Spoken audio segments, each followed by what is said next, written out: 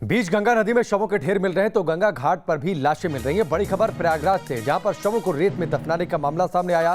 गंगा किनारे रेत में शव मिले हैं। शवों के चारों तरफ बांस की घेराबंदी कर दी गई है। तस्वीरें देखेंगे तो आप चौंक जाएंगे। इन तस्वीरों में आपको हजारों लाशें एक साथ दफनाई हुई दिखाई देंगी।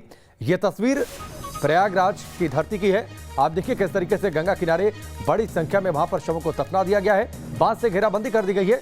वहां पर फूल चढ़ाए गए हैं। इन तस्वीरों को देखकर आप अंदाजा लगा सकते हैं कितनी बड़ी संख्या में यहां पर शवों को दफनाया गया है। गंगा तट पर जहां रेत में शवों के अंबार मिल रहे हैं, वहां से हमारे संवाददाता मानवेंद्र की ग्राउंड रिपोर्ट देखिए।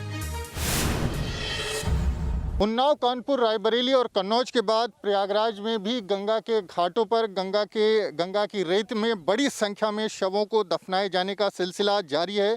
हम इस वक्त श्रृंगवेरपुर धाम में मौजूद हैं, जो शहर से करीब 40 किलोमीटर दूर है। और आप यहां पर देख सकते हैं कि गंगा की रेती में हज़ारों की संख्या में शवों को दफनाया गया है। और साथ में आप अगर देखें तो अलग अलग शवों के लिए चिन्ह भी लगाया गया है। लकड़ी की खपच्ची है, जिससे ये पता चलता है कि यहाँ पर एक शव दफन है।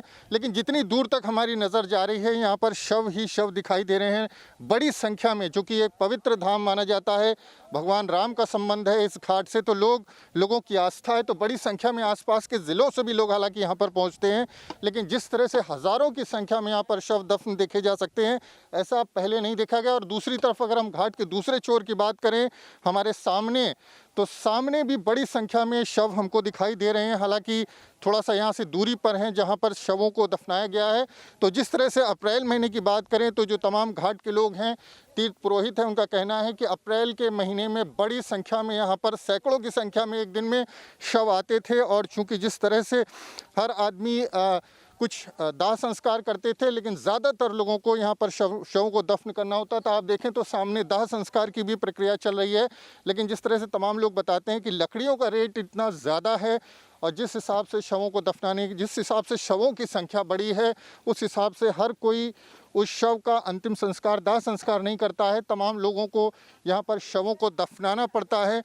वीडियो जर्नलिस्ट विवेक श्रीवास्तव के साथ मानवेंद्र प्रताप सिंह, न्यूज़ नेशन, प्रयागराज।